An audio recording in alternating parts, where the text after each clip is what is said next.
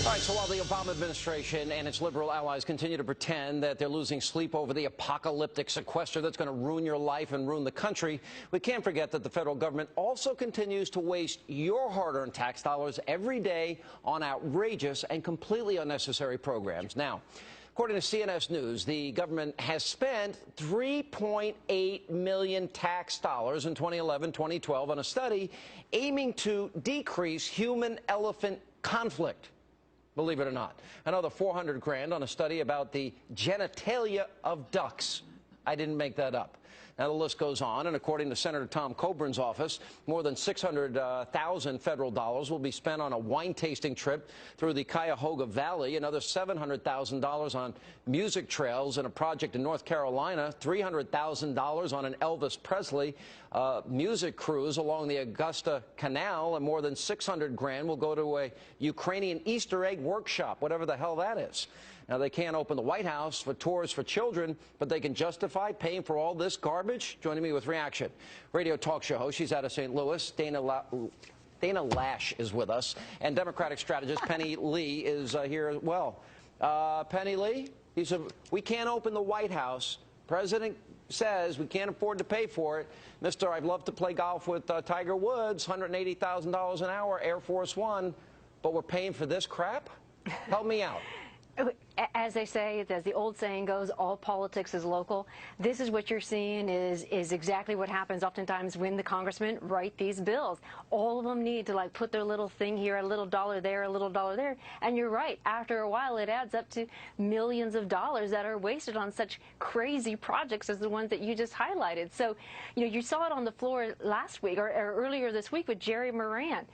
Everybody talks a big game about wanting to cut. But then when it becomes local, when it affects, people in their own districts, Jerry Moran, Republican senator from Kansas, held up the continuing resolution bill because he wanted to make sure that, other people, the air traffic controllers It's not happening. They're not doing it. And if you look at the latest estimates of the Senate Democratic budget, Dana is going to add 50 grand in debt to every household in this country, and we're giving $3.8 million for the African Elephant Conservation Grant. Help me out.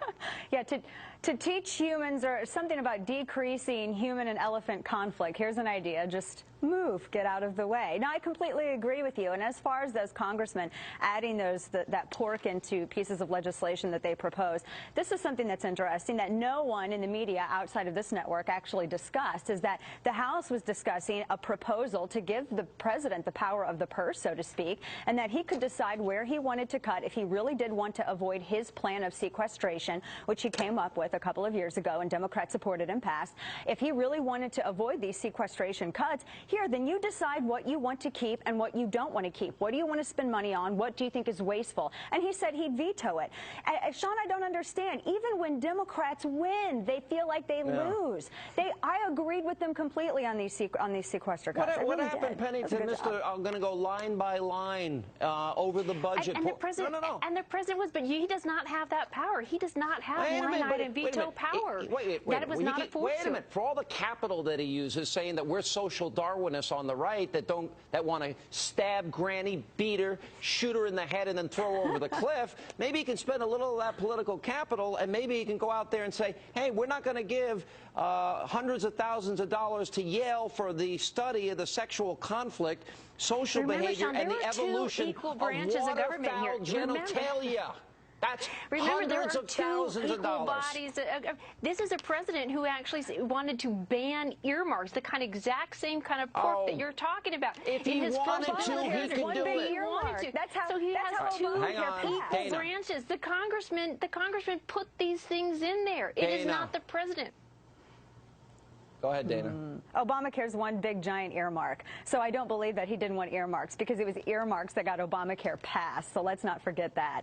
No, the president, he threatened to veto any attempt, and I'm going to quote him directly, November 21st, 2011, I will veto any attempt to reduce these spending cuts. He didn't want, this is what they wanted. They got what they wanted. And Republicans were even going to give the White House and congressional Democrats the opportunity to decide what they wanted to cut and what they wanted to save. And Sean, even then they refused. You know, this is a good point, Dana. beyond the barber shops, we got to subsidize the Senate getting their hair cut. Do we really need to know about duck genitalia? I agree with you, Sean. We should get rid of this. Is the waste, fraud, and abuse that all of us want to see get rid of. There's so much of it. There's so many billions. It is poured down the sewer, just like the $787 billion stimulus debacle. But it's still of at the margins. It's still at the margins until we deal with entitlement reforms. Let's be honest. Yeah. How about we get a new president and a new Senate? That would be a good start. Good to see you both. Thank you. Dana? Thanks. Loesch. I got it down pat. All right.